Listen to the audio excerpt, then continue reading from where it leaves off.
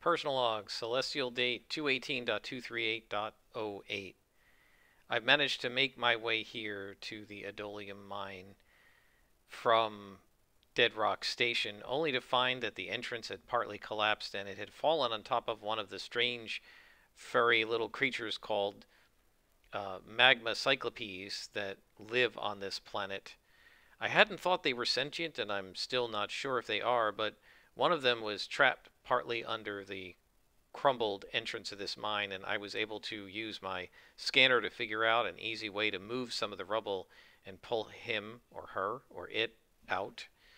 I was able to bandage the thing's legs and heal it up a little bit, and it seemed grateful to me, but then it ran off. They're clever little things, much smarter than I thought they were. I don't know if they're actually sentient, but it will be interesting to find out if I ever encounter them again. Hello and welcome. I am Scrapperlock, and this is Starforged Alpha Cluster. We are with our main character, Krista, who started out in the last session actually at Dead Rock Station, where she had just landed, and learned that a guy named Brennan, who is kind of the head fixer, scout, patrolman in this for this community, and knows a lot about the raiders that she's after. Well, he went missing in the Idolium mine a few kilometers, I guess we should say, from Dead Rock.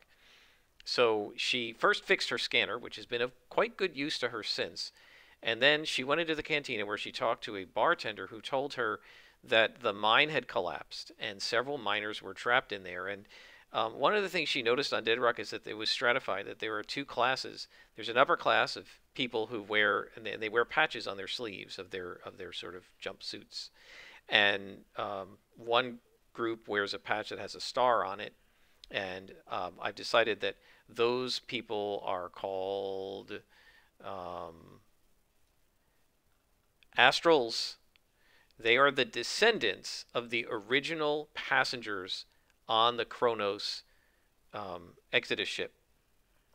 So the Kronos came to this sector shortly after the arrival, and part of it was disassembled and slammed into the surface of this planet to make a home.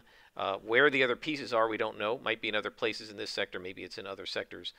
But the people who have descended from those original travelers, the passengers who came from the Triangulum galaxy here, they are called the Astrals. They're the original people, and they're kind of the upper crust. They think they're better than everybody else because this is their ship, their family's home, essentially. The rest of the people who wear the comet patch on their arms are called the Terrestrials, and the Terrestrials, meaning they're from the land rather than from the stars, right? They came here afterwards, after the ship was turned into a settlement. They are essentially immigrants, but maybe not actually themselves. They might be the descendants of people who came here 100 years ago, but they aren't descended from the original passengers, and they are the lower class. And they're kind of the blue-collar mine workers and stuff. And so, and we know this is sort of mining and entertainment, and so I feel like the upper class Astrals are basically consuming, they're consumers, they're consuming entertainment. There's maybe some sort of decadent red light district here that Krista hasn't even been to yet. And they spend a lot of their time doing that because they have all the wealth, because they own the ship, and they have to, and they get to collect the rent from everybody else, right? And the Terrestrials are paying the rent and doing the work, and maybe doing the entertaining but not being entertained. And so she's noticed this, and of course the people who were buried in the mine were Terrestrials, and the Astrals don't care about them. So what the Astrals did was they just dug a new mine shaft, and they're digging a hole to where the Idolium deposit is, and kind of bypassing the cave-in. And then maybe they'll be able to save people when they get there, and maybe not. But their goal is to keep mining the Idolium, not to save anybody. And so Brennan went to help. And so Krista then set a course with her ship easily enough to the mine. And when she got there, we had a complication, and the complication said that somebody was in danger.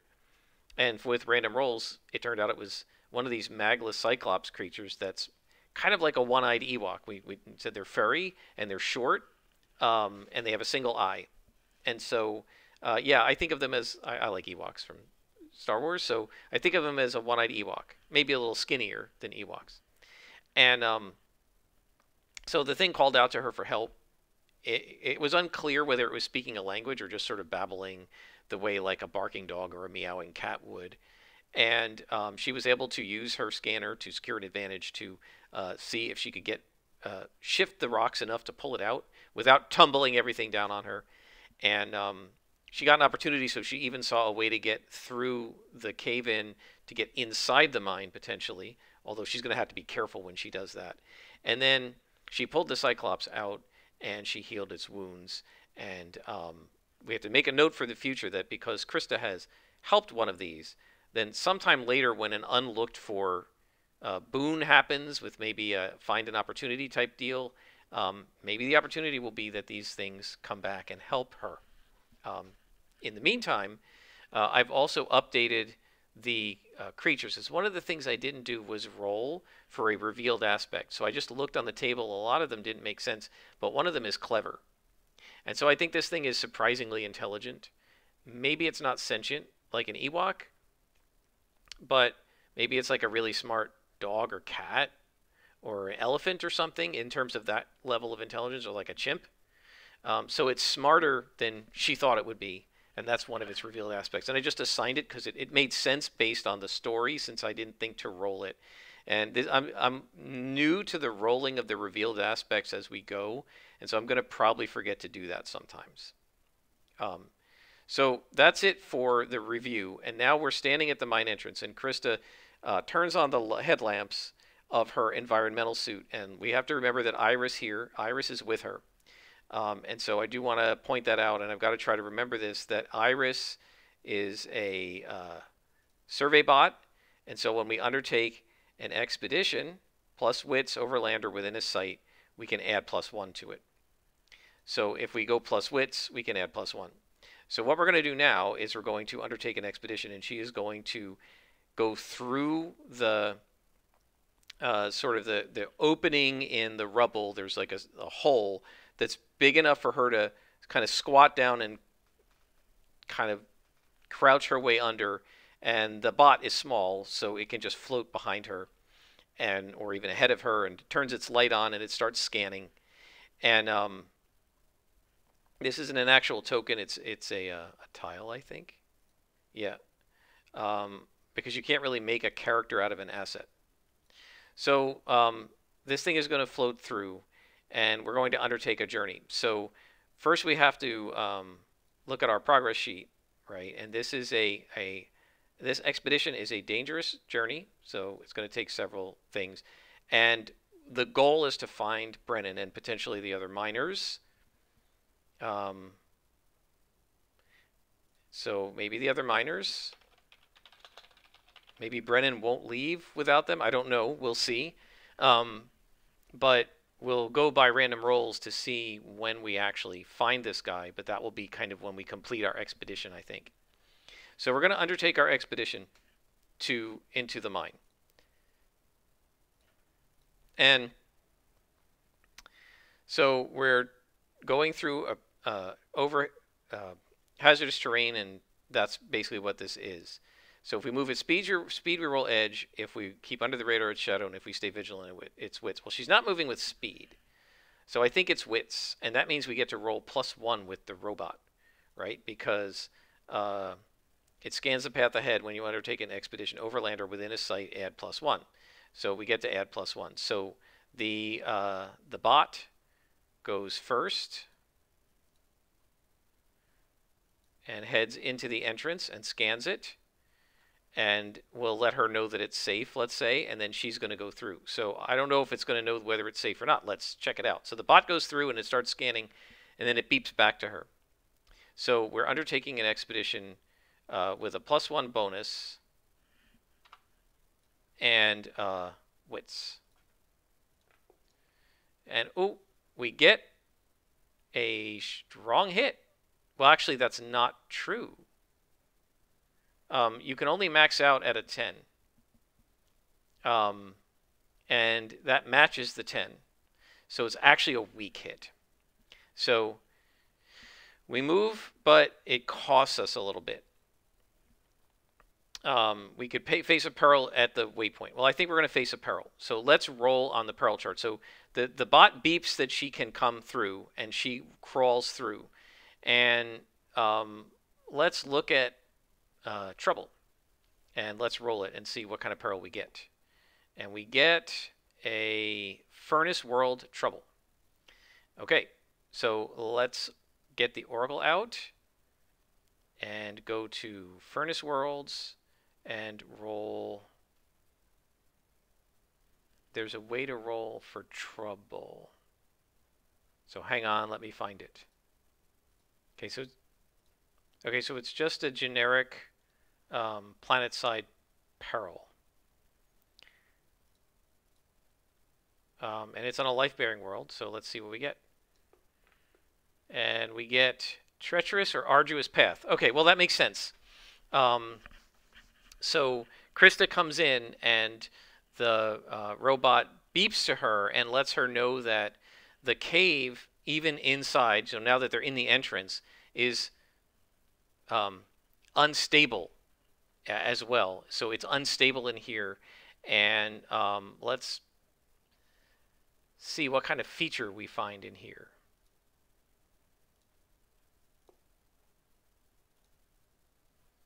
And we're doing a Furnace World feature.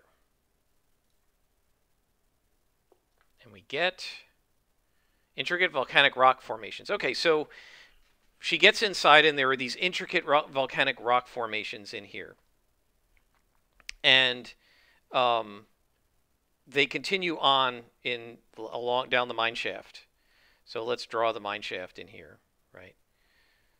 So they continue onward, and we get these intricate volcanic formations.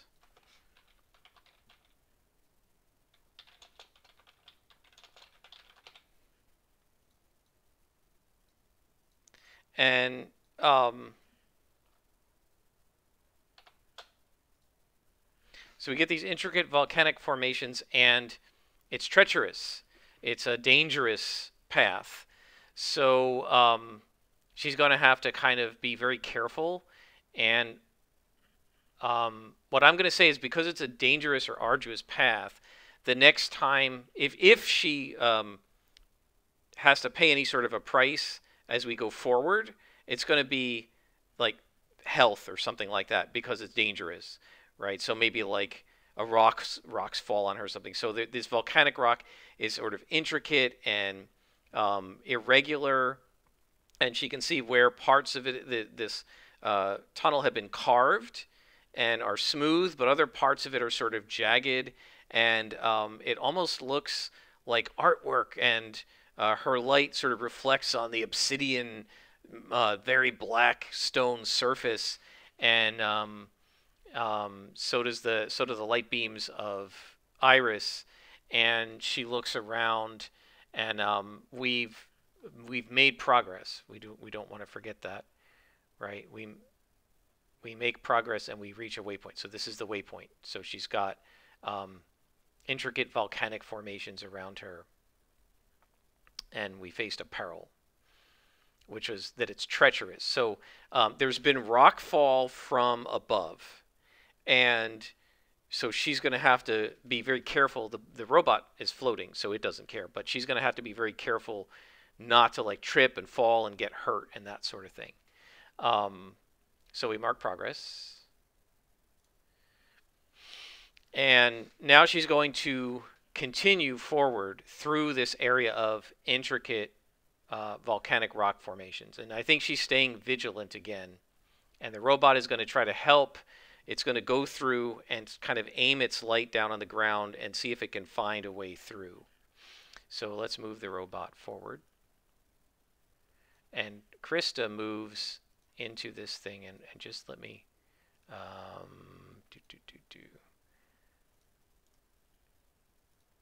There we go. I gotta move it back because the robot's not a token, and so consequently it's going to keep going underneath the other pictures.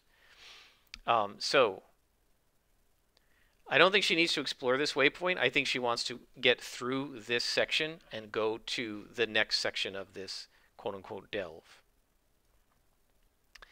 And I probably made this hallway too big for the size of the map. So let's see if I can shrink it. Okay. Just as a matter of practicality,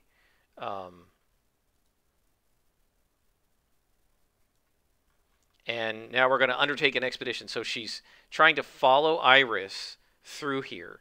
And I guess we're using wits again because that's what it says. We're staying vigilant. She's not going quickly and she's not using stealth. So she's going to use wits and we get +1 because of Iris helping us. And we get a weak hit. So I think now it is going to cost her. I think it's going to cost her in momentum. And I think it's going to cost her health. I think she's going to trip and bang her knee. And we're going to go down to 4 health. Right? So she stumbles and maybe twists an ankle because of the rubble-strewn path. And now she has to endure harm. Right? So we endure harm. And we use the highest of iron or health. And her health is 4, so +4. And strong hit with a match. So she's not wounded. So she shakes it off. She says, but she doesn't, like, she turns her ankle over, but she's able to kind of stand up and kind of lean against the wall and shake her foot and stretch against the wall. And Iris is sort of kind of waiting for her, floating around, just beeping at her. And she says, all right, Iris, I'm coming. And she kind of shakes it off so that she's okay. And we get an opportunity. So what's the opportunity going to be?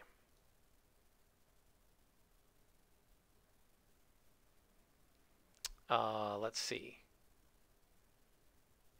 Should we do a planet opportunity? I guess so.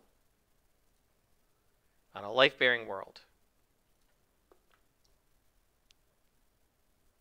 Advanced warning of an environmental threat.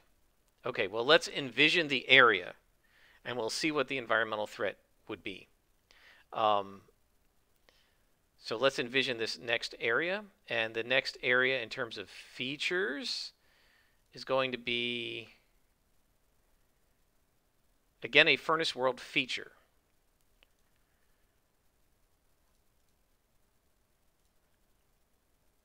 And we get intricate volcanic rock formations. Okay, so I think this section continues. So I'm going to make it bigger. And so we reach another waypoint, and she gets advanced warning of an environmental threat. So I think what happens is she continues forward, and Iris is going forward, and I think the area is unstable, right? Because we've had this already up here, right? Treacherous path. So the area is unstable, and Iris is going to notice that a rockfall is coming and kind of backs up and turns and beeps like crazy, and Krista realizes that's its alert signal, and so she stops, and this rockfall sort of collapses directly in front of her from the ceiling, and maybe the earth kind of shakes from a nearby volcanic eruption, and the rocks fall, but it misses them because we had an opportunity, right? And we got advance warning of the threat. So Krista says, wow, this place is really unstable. She doesn't want to explore this as like a waypoint, but this isn't anything to explore. It's just a corridor, a mine shaft with these intricate formations.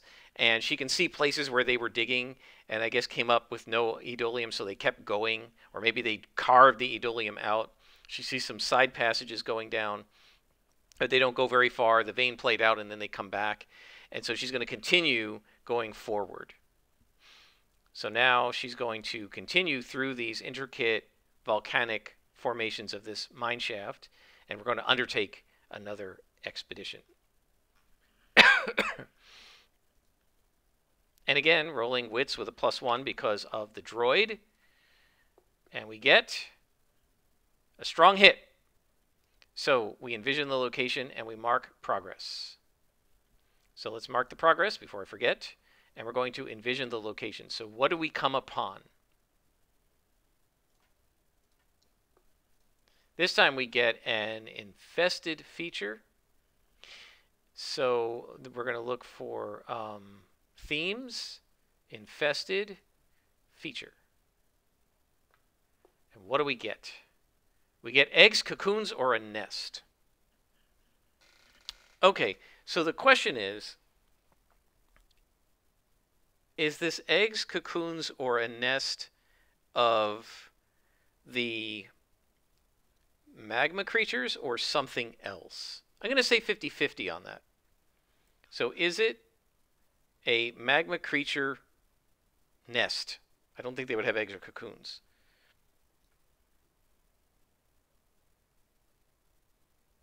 Yes. Okay. So one of the side passages, I think, one of the side passages over here, she actually sees some movement. And what she discovers is that there is a magma cyclops nest.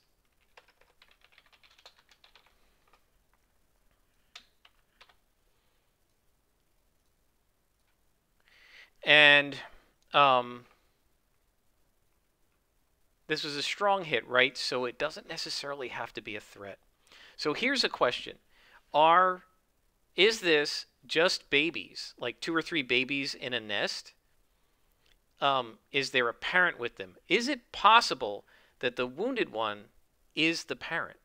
I think that's almost certain that there are a couple of babies here, and the wounded one is the parent. Is that really true? Let's see. Yes. Okay. So she finds. Let's roll a d4. She finds how many babies? She finds one, little one. It's just a baby. Imagine, again, it's only got one eye, but in Star Wars and Return of the Jedi, there was that little like baby Ewok that was like covering its eyes when C-3PO was flying around. A little one like that. That's kind of hiding in the nest, and it's all by itself. And Krista says, "Oh my gosh, I don't think we can leave this, but I don't want to bring it further in. I think the other one might be its parent." So what she's going to do is she is going to leave Iris here, and she's going to tell Iris to guard the nest, and when they come back, she's going to go pick up the baby and bring it outside. And she tells Iris, if the other thing comes, back away, turn your light off, and let it come and get its baby. Don't interfere with it. And Iris kind of bobs up and down and beeps at her. It understands what she's saying. So now Chris is going to go on alone. So no more +1s because she's left her her robot back to guard the babies. Come on, move forward. Why is this not moving? I'm getting some lag. Okay. So the next thing we're going to do is undertake an expedition again and see what else we get. So now Chris is rolling wits, but no bonus. But we get a strong hit. So she continues further down the mine shaft, and let's see what she finds.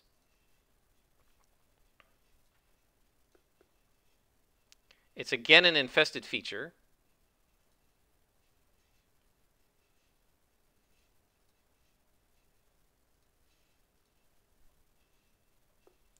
And it is hoarded food. Okay, so she comes down and she's continuing, and this mine shaft is just going to keep going, I guess. And she continues a little further down, and she finds, whoops, she finds another side shaft, and she finds a food cache. Now this is going to be food of the magma creatures. So what do they eat, these magma cyclopes? Could it be that they eat the idolium? And they've actually gouged out some of the idolium or they've collected up some of the idolium that the humans are mining and put it in a little side cave here. That's just it's small. Maybe it's too small even for a human to fit in. But there's piles of idolium way in the back, and Krista sees it with her headlamps. I think that's a really cool idea. I'm not even going to roll for that. I'm going to say, yeah, I'm going to say they are eating the idolium. And maybe their eating of the idolium weakened the structure and caused the cave-in or something. I don't know. But she finds a food cache of idolium. And so Chris is going to leave that because she can't carry a whole bunch of rocks with her. She needs to find these guys. Okay, so now let me just pause here. Okay, I was just scrolling back to make sure this was our 4th successful undertaken expedition. So yes, we get more progress. So now we're getting possibly toward the end of it, but we still haven't found anybody yet. So Chris is going to keep going, and we're going to undertake an expedition. I want to try to get to 10 progress here so that we have a good chance of succeeding on this. And she's rolling wits. She's still using her scanner. She's now scanning for human life signs, trying to see what she can find. And we get a miss. 7 versus 8 or a 10. So she goes back out from looking at the food cache. She continues down the line, down it, and what do we find? So let's roll on the trouble. This is an infested peril. I have the feeling she's going to get attacked by magma creatures or something. Let's see what the infested peril is. 0-2. Creatures attack without warning. Okay. So, is this the magma creatures?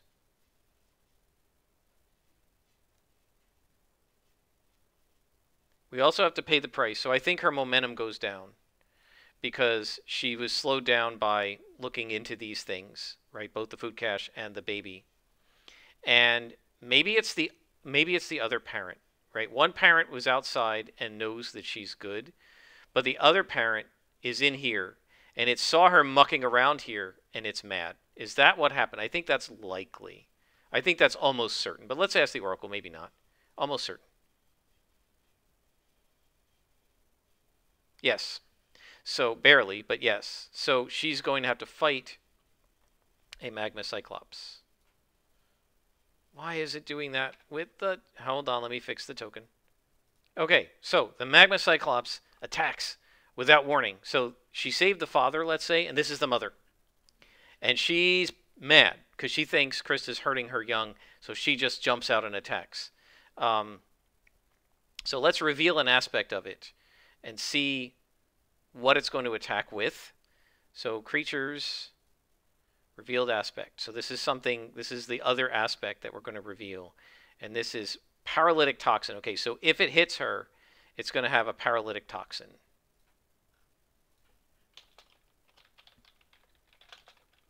So they have these claws that are retractable, and she didn't see that on the other ones. And let's look at the encountered behavior. Let's roll on that and see what it's going to do. Herder.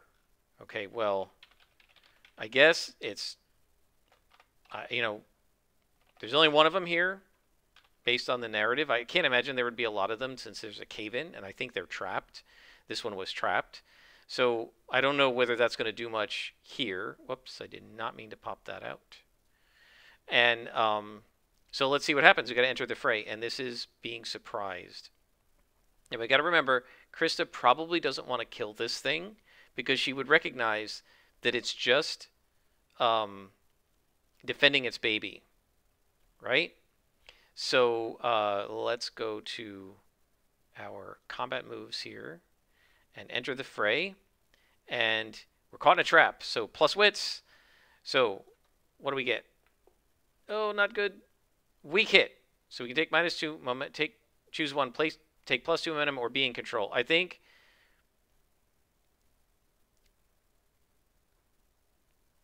we'll take the momentum. She's not going to be in control yet. I think this thing jumps out and starts swinging at her with its claws. And she sees it and backs up. Whoa, she says. Now, she doesn't have any melee weapons. And this thing's got claws. So what's she going to do? She's going to react under fire, I believe. When you're in a bad spot and take action in a fight to avoid danger or overcome an obstacle. All right. So Krista is going to basically try to disengage and back up and see if she can get out of its melee range. So she's fleeing, dodging, getting back into position, plus edge, right? So she's diving, she's like sort of backing up really fast, trying to get into a better position as she fumbles to unsnap her magnetic flux pistol and get ready to pull it out. And so we're reacting under fire, plus edge. We get a weak hit. So we overcome the obstacle, but not without a price, make a suffer move. So I think this thing, I think this thing scared her. She's startled. And so maybe spirit? Or do we want to lose a momentum?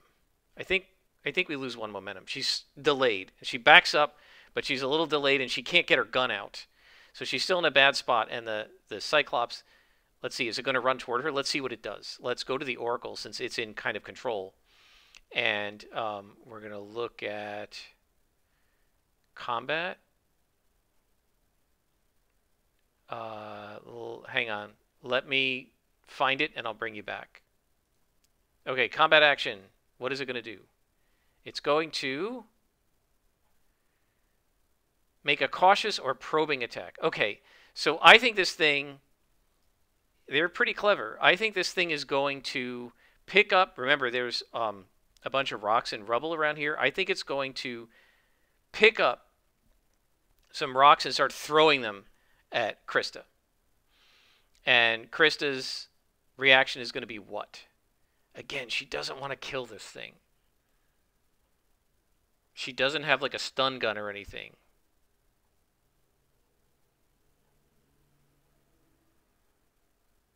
So I think she's still going to back up. Maybe she realizes this thing. I think she realizes maybe this is one of the parents, and maybe it doesn't like. So she's going to call to Iris. She's going to call to Iris and say, Iris, get out of there. And try to get Iris to move out of the this alcove here. And Iris follows orders and comes back out and shines her light down. And she says, aim, she orders Iris, aim your light that way, and points at the creature. And she turns up her own headlamps. And what she's trying to do is blind it. Okay, so she's changing the plan. I think this is wits, right? She's being clever. She's trying to sort of blind it because she knows this thing's been living in the dark for a while. So if the bright lights of both her and the robot hit it, maybe it'll blind it. And so let's react under fire again. This time we're doing wits. And we get a weak hit. And we stay in a bad spot. So I think the thing is not fooled. And it's not afraid of bright light because of the bright volcano. And it's going to jump forward and come toward her to attack, I think. Well, let's roll what it does. And we make a suffer move -1. So again, I think we lose a little momentum. And we have no progress against this thing. And now let's see what it does. It's going to lure into a vulnerable position. Okay, so what this thing is going to do is it's going to play like it's hurt. It's going to cover its eyes, but it's actually like looking through its fingers at her.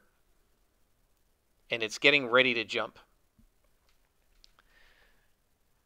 So what's Krista going to do? I think Krista's going to...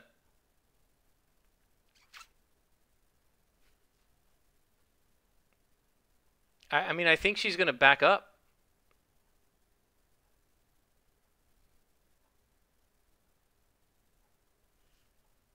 Or is she going to just take out the gun and shoot it? No, I don't think so. I think she's gonna. I mean, she doesn't have any other gear, right? She's got rope, flashlights, communicator, pocket tool, multi-scanner. So let me think about this. Yeah, I think she's gonna back up and see if she can let the thing kind of go to its nest. So she's gonna back up to join Iris here. I'll just put next to her. And let's see, can she back up quickly enough? We're going to use edge. Or is it going to attack her? We get an opportunity. Strong hit with an opportunity. Okay. So we get +1 momentum. And she's in control. So what does that mean? I think it means she backs up far enough, and Iris backs up far enough, that the creature is going to go right into its nest. Okay? And I think it's in there. And now what Chris is going to do is she's going to have Iris float up too high for this thing to reach. 5 feet up near the ceiling. Right? Because these guys are only like 3 feet tall. She's going to have Iris float up above like her own head height and go into the entrance and sort of hover there, kind of to cover her, and flood it with light and scanner stuff and all this like emissions, and send out like a really loud, like a sonic scan to try and like hurt the thing's ears. And she just turns off her environmental suits. She just lowers her environmental suit's volume so it doesn't hurt her ears. So she's trying to like deafen the thing, and not permanently, but just to like basically make it cower and be afraid of the sound. And so I think this is this gaining ground, or is she striking? I think she's gaining ground. And I think this is coordinating a plan, so she's doing plus wits. And we get a strong hit. We mark progress, and we add 2 momentum.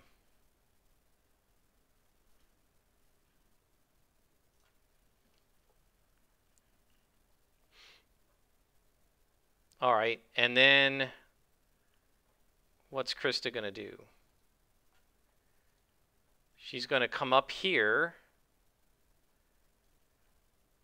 and she's going to, she's then going to make Iris back away. And she's going to get in the entrance now that the thing is sort of stunned a little bit. And she's going to crouch down and say, you know, open up her communicator, like her external speaker, and say, "It's okay. I'm not going to hurt you. I just want to get by." And then she's going to like continue and just try to see if the thing will just let her go. And I guess this is gaining ground with wits again, right? She's not really fleeing. She's in control, so it doesn't really get to decide what to do, and it's kind of cowering there. Should we just end the battle here? I mean, if she's just going to keep going down the hallway, I don't know if it's going to attack her. It wanted to get to its baby.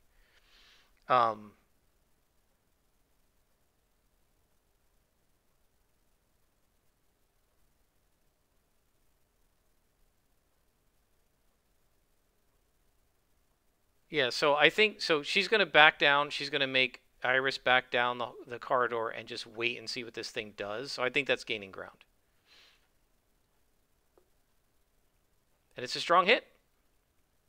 So we mark progress.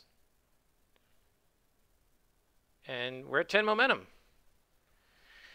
So what is this thing going to do? I think it's time to have it react now. The question is, does it understand that she doesn't owe it any harm? That she doesn't mean it any harm?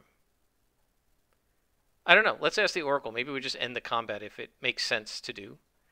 50-50. Does it understand? Yes. Okay. So when it sees them back off, it stays with its baby, and the battle just ends. So we're just gonna stop the fight.